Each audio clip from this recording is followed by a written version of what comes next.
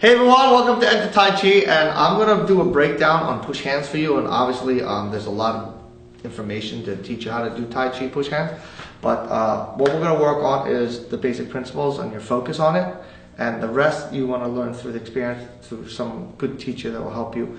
But one of the purpose of push hands is to teach you how to feel energy and control it.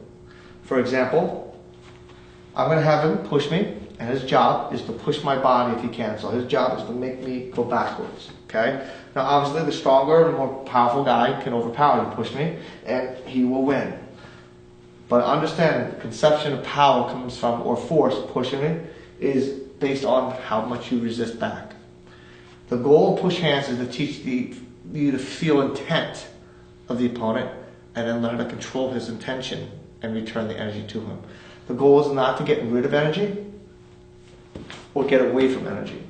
The goal is to control the energy. So the purpose of push hands is to feel intent and control that intent.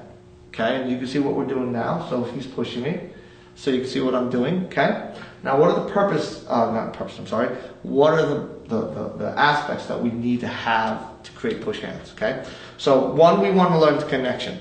We want to make sure that first thing is make sure that your shoulders are aligned with your hips. You do not want to feel like you're exceeding, like I'm pushing from my hip or my shoulders more, or I'm going like this more. I want to feel connected. So just imagine your shoulders to your waist being a solid column. So when he pushes me, I am one column when I move. If you look at my shoulders and my hip, they move as one. They don't move as 1, 2. Otherwise, you'll break. Okay, that's the first thing you want. The second thing you want is you always want to feel the ground. You never want to feel like you're leaving the ground. You always want to feel like you're sinking into the ground.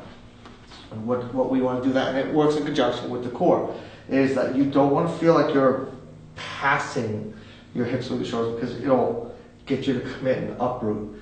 When you're going for your push, you want to feel the ground. You always want to feel the root. I push into the ground. I want to use the earth to create my forward energy. Okay, and so you want to use your front ball and your heel as your means to channel the energy. Okay, so here, and he'll turn, and then, so you can see when I go forward, I go no more than 70%, and I dig my front ball into the ground, so that creates my break, it creates my stability. Once I go like this and I go past, my heel will go up, and I'll commit, and I want it being thrown. So if I'm going like this, he can actually turn my energy past me, and I'll fall because I'm committing. So you want to create the ground by rooting and not exceeding that shoulder waist thing. Okay. The second thing we want to do is use the front ball to create the break, like I said, so you don't overcommit, and it helps you to revert the energy. So if I'm here like this and he pushes back, I can use that pushing from the front ball to help move my body backwards. Okay. And I want my heel so I can sit, so I can create my root, so I can create that downward energy. If I'm more like this, I'm not rooting, I'm tilting, I'm leaning, okay? We get power, we get forward energy one of two ways. We get it through the root, or we get it through the lean. Obviously, we don't want to do the lean because we'll commit and we'll fall. So you want to make sure that that doesn't happen. The arms, you want to make sure it's relaxed and it's down. I always like to say the lowest part of your arm should be your elbow. Okay, so if you're going like this, you should feel down. You don't want to be like this. Or when we're pushing, and he's pushing me, I don't want to feel like I'm going like this, where I'm pulling my elbow. Not to say that the elbow can't go up, but it has to do because of the wrist, not because of the shoulders. No, I can't lift the elbow from the shoulders. It's because of the wrist that does it. Okay? So you want to make sure that you are pushing your shoulders to the elbow, where it feels the heaviest. But then from there, you got to push the elbow up to your wrist, so you can get your wrist to give the energy, so it can control and turn the opponent easily.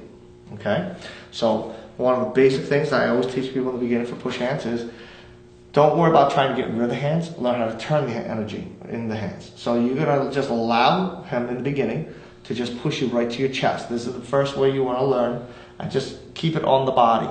From there, don't move the arm left or right. You're going to turn your waist and your wrist alone, and then you want your hand to come back. So you can see I'm right here. I don't want to look like I'm pulling. I want to look like I'm just turning. And when I turn my wrist, I turn my waist, my hand will naturally turn. You want to turn so you can return energy. I always like to say turn to return. If I turn like this, I'm not turning to return, I'm turning to get away or get him away from me.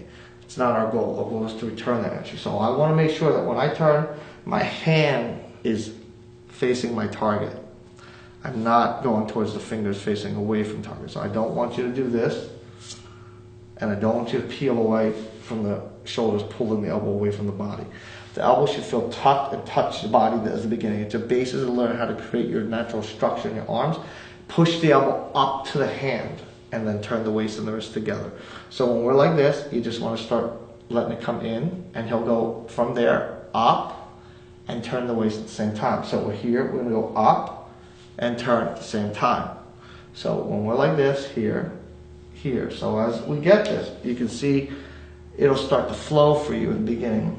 It might feel tough because you're trying to push out. Because everybody in the end, when they feel pressure, they try to get rid of pressure. You don't get rid of pressure. You convert pressure, okay? Pressure only increases because you're pushing back. If you learn how to maintain the same pressure, what we call the kawm technique, consistency of pressure, no matter how hard, push me hard, I feel the straining. Push me harder, I feel no straining because I learn how to convert him. I don't want to fight him. I want to maintain the same pressure. So mathematically, if we're keeping the pressure at, say, 10 here, he's pushing 5, I'm pushing 5, the pressure is 10. If he increases that to 15, let's say, okay, I want to go minus 10 so I can keep the 5 pressure, the consistency of pressure. So if he increases more, I have to yield while turning. I do not want to increase pressure as he put and try to challenge him. He's going to be stronger than me, he's going to win. If he has the natural leverage control, he's going to win. I have to know how to convert the energy, okay? And as how do you convert the energy? Just understand the basis of what I taught you today. Is just let yourself come in, let it sit so it feels like the lowest part of your arm is that elbow. So you don't want to feel like it's going up and higher and away from you. It has to feel like it's sitting down.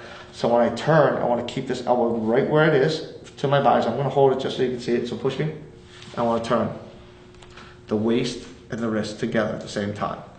If you feel like you're turning and you feel like you're being pushed, like you feel like you're getting locked up, that means you are pushing back at the opponent. Always go slow. Because they're saying slow is smooth, smooth is fast, fast is deadly. Go slow so you can feel the pressure. You can feel the intent and the energy. And then you have to learn to convert it, not challenge it. Most people feel that pressure and their instinct is to try to hold it and then try to overcome it. You won't win against somebody who's stronger than you, and you won't win against somebody who's skilled who convert that energy over you. So make sure that you're going to go like this, have that tucked down, okay? And he's got his energy on me. So his job right now, is just to hold it right here so going to be stubborn to move.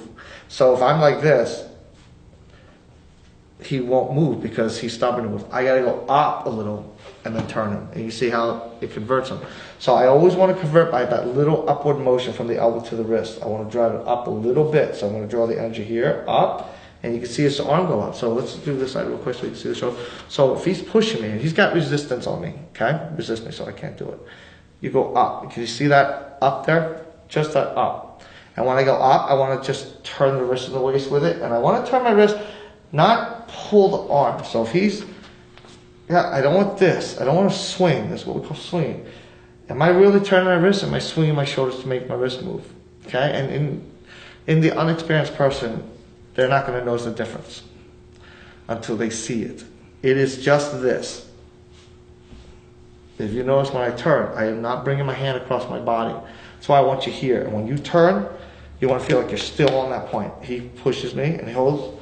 I just want to turn. You see how he just goes over? I want to go up and I want to turn so I can feel like I have my hands on him. Okay? And remember, we turn to return. We don't turn to get away from the pressure. We turn to return the pressure. He has to feel the pressure come back to him. If not, you're getting the energy off of him or off of you, but you're not putting it back on him, which means he can still put the pressure on you. You need to return energy, so the more he pushes, the more he's going to feel come back to him. But if you try to get rid of it, that doesn't come back to him, so he still has energy if he wants to turn it back into you. So make sure that when you do the basis of knowing how to create this, the pressure, just sit. Let it come down. So if you have to grab your elbow down, and as he pushes, go up a little bit, and then turn the body with it. Now, if you feel like you're slipping off, just know, like I said, you are not turning your wrist. You're pulling from your shoulder. You're doing this. So you're going like this here, if you can see my shoulders. It is not that. That's why I want you to go like this. I want you to pin, go up, and hold the elbow in place, and let your waist and your wrist turn. And you want to feel like you can turn your palm back to the opponent. So once I get this turn here, like this, he's going to relax his hand, because if he stays stiff, I'll pull him. So the goal is the person who's putting the pressure, he has to know how to feel that it's over. He got me. I need to create a counter force to stop the next move that he's going to take, because he's got the advantage. So he can't be stiff. It's like, well, what happens if the guy refuses to turn his hand? Technically, I would dump him in reality, okay? But then the game won't work, right? Okay, so the goal is to build him up as well as build myself up. So I want to do this, and he's got to turn his hand towards the back of the wrist. He's not going to turn towards his fingers, so don't go like this and turn in. If you look, the energy is not going into me, right? It's going into him. He's got to take it so it goes into me, back into that point. The goal is to control the point. So he's going to turn his wrist so the palm gets the energy, or my palm gets the energy, because he brought the energy to the back of his wrist. So don't do it like this as I turn and peel away. The goal is to turn the wrist so the back of his hand, back of his wrist is on my palm. So when it pushes, he's got the control. And again, he's just going to let it come into his body as the basis. This is just the beginning, like I said. And then he'll turn, and then I'm going to do the same here. And I want to turn. Now, of course, if it goes up, down, left, right, there's always, obviously, what happens if he does this? What happens if there's ways to do that too. But this is the basic. This is the first step that I need you guys to get in Tai Chi's push hands, to control energy. This is how you develop it, to know how to get the body to connect, feel the intent, and convert that intention and return that energy back. You're not getting rid of energy. Tai Chi is not about moving energy away from you. It's about turning energy off you and back to the opponent, not just off you. Most people play push hands to get rid of it. Okay, I get rid of it. That's not enough. That's like in a fight, you're just blocking. Well, if you don't attack, he's going to keep attacking. Eventually, he's going to get you. You must turn energy to return energy. So I always like to say turn to return. So make sure you do that. That's your goal. Your goal is not to move his hands off you. It's not to get them off you. It's to get the energy back on your opponent. Okay? And when you push, just like I said, we talked about the stances. Remember, make sure your core is right. Make sure your feet's rooted. You're not doing this. You want it in the ground. Just let your wrist be guided because of the elbow. Let your elbow drive the force because of the shoulders. Let the shoulders get the power from the root and get that power from there. And I say, well, what good is that? That's how we learn to get energy from the ground. So he punches me. So once I don't know how to do that, you can see the push hands technique is teach you how to create the control. And it works if he punches me again, just to push hands. Push into me. No, push into me. Push hard. And he won't, because I'm learning how to control the energy. Not challenging it. If I challenge it, then it's going to be a problem for me. If I go push hard, he can do it. Push harder. It's to teach me how to get the energy in my hand. So he punches me, punch.